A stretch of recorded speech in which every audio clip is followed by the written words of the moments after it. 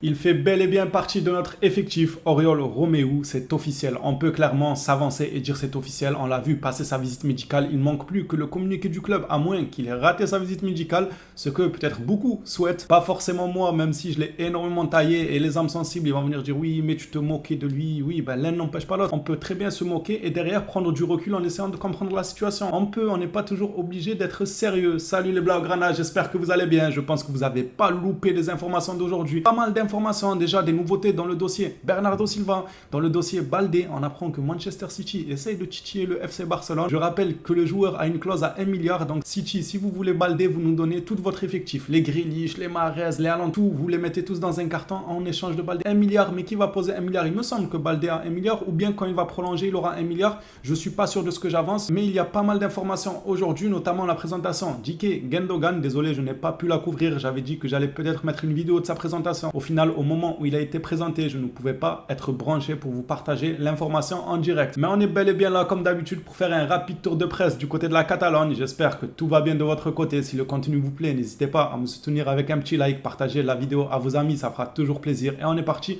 avec la première information de la journée, c'est Romeu, les gars. De vous à moi les Blaugrana, qui a vu Oriol Romeu lorsqu'il s'est présenté au centre là pour faire sa visite médicale, tout ça? Déjà de 1, il était seul au monde, il n'y a personne qui lui a demandé une photo, il n'y a personne qui est venu lui casser la tête, ça doit être bien mine de rien, ça change des joueurs comme les Dembélé, les Rafinha, à peine ils posent un pied par terre, t'as tout le monde qui vient leur demander des photos. Là ça change. Oriol Romeu, il a posé 6 pieds par terre, tout le monde en avait rien à foutre. Les passants, ils traçaient leur chemin, ils savaient même pas c'était qui. On le voyait devant le centre là, debout, il était perdu, il regardait de partout lui-même, il savait pas ce qu'il faisait là. On aurait dit un bagagiste, vous savez, ceux qui sont au pied de l'hôtel, à l'entrée de l'hôtel. On aurait dit un bagagiste qui attendait les bagages de Gundogan pour lui faire monter à l'hôtel. Bon, ce sont les blagues, j'en ai beaucoup trop fait pour les âmes sensibles là qui vont venir nous casser la tête. Oriol Romeu, maintenant qu'il est au FC Barcelone, les Blaugrana, ensuite. Quelle est la suite? Est-ce qu'on va continuer à lui tomber dessus alors qu'il fait partie des nôtres? Je ne suis pas forcément d'accord, même s'il y a beaucoup d'arguments qui font que beaucoup de Blaugrana, on est lassé de ce deal-là, de cette signature d'Oriol Romeu. On est beaucoup à ne pas être satisfait. Maintenant qu'il fait partie de notre effectif, franchement, on est obligé de lui accorder une certaine confiance et voir ce que ça donne. S'il nous déçoit,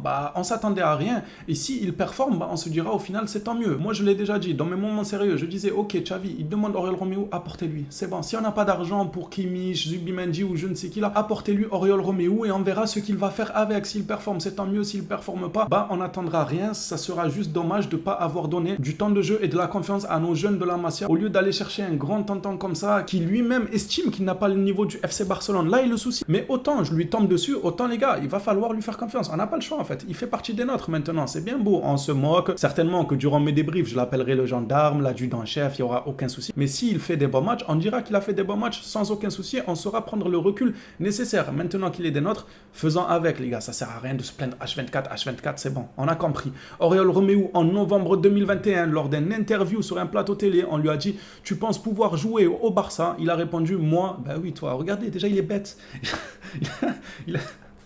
Il est sur un plateau TV, on lui demande s'il pense pouvoir. On lui a dit, tu penses pouvoir jouer au Barça? Il a dit, moi. Non, pas toi, on parle du journaliste qui est derrière toi là-bas dans la régie. Oui, toi. Oui, qui d'autre? T'es le seul footballeur sur le plateau. On t'appelle en te disant tu et tu dis moi. Déjà, ça commence mal. Il répond donc, moi, non, ça vient de lui-même. Bon, il y a eu une balle perdue au passage pour Mingueza et Sergio Roberto.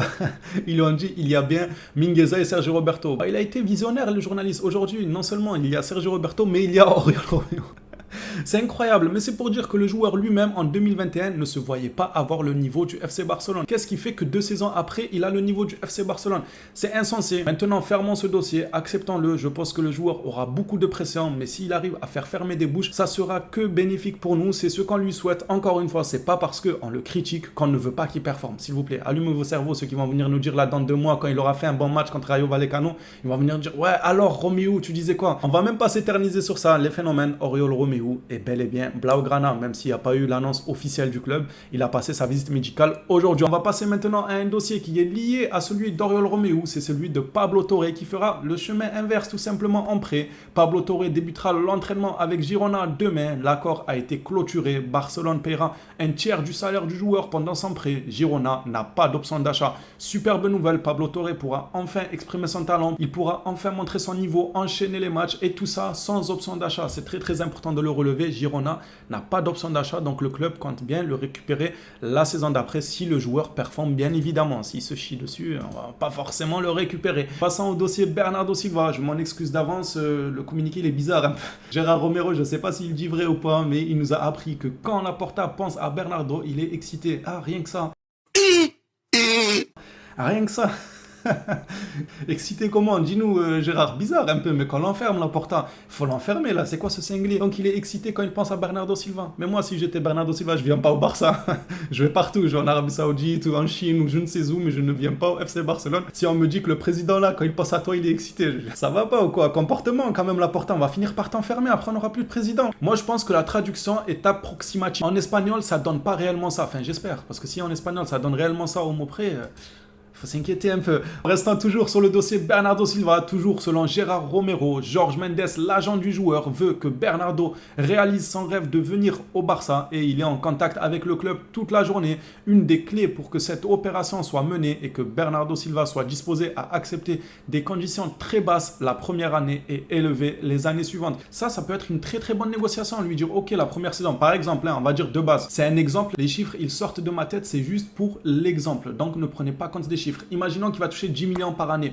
Bon, on va lui dire, la première année, tu vas toucher 3 millions et ensuite les autres années, au lieu de toucher 10 millions, tu toucheras 15 millions. Vous voyez, histoire que ça rattrape la première année où il a très peu touché. Moi, je trouve que ça pourrait être super intéressant, ça nous aiderait pour le fair play financier et je pense que le joueur n'a pas grand chose à perdre en soi. Certes, il touchera moins la première année, mais ça sera rattrapé sur le salaire des prochaines années. Il y a des chances que des joueurs importants sortent. Kessié n'est pas une sortie considérée comme joueur important. Sur ce communiqué, les frérots, j'ai une question pour vous. Quelle serait une sortie importante au Barça à l'heure actuelle? Peut-être Rafinha, De Jong, je pense pas, le club veut le garder. Moi je vois bien Ousmane Dembélé qui joue un peu avec les nerfs de Laporta. En plus Laporta quand il pense à Bernardo il est excité, tout ça. Même si Dembélé il a la confiance totale de la part du coach de Xavi.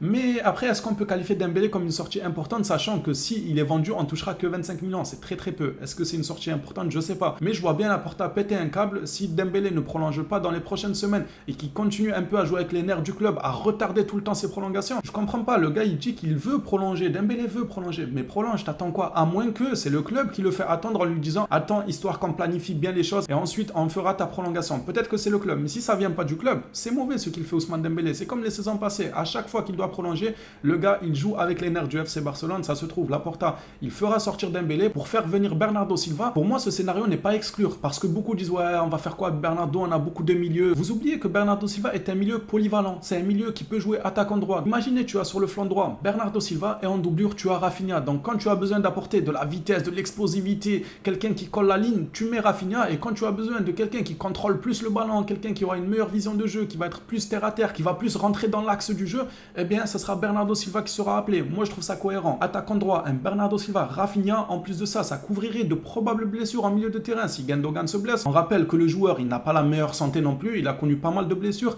Pedri, pareil, il n'a pas la meilleure santé, il a connu pas mal de blessures. Le deal Bernardo Silva, mais c'est extraordinaire. Je comprends pas qu'il y en a qui disent on a beaucoup de milieux. Bon, encore une fois, j'ai même plus envie de polémiquer. Si vous voulez, on a beaucoup de milieux. Je comprends pas. Un joueur aussi polyvalent, un joueur qui t'assure de jouer au milieu et en tant qu'attaquant droit, en étant performant.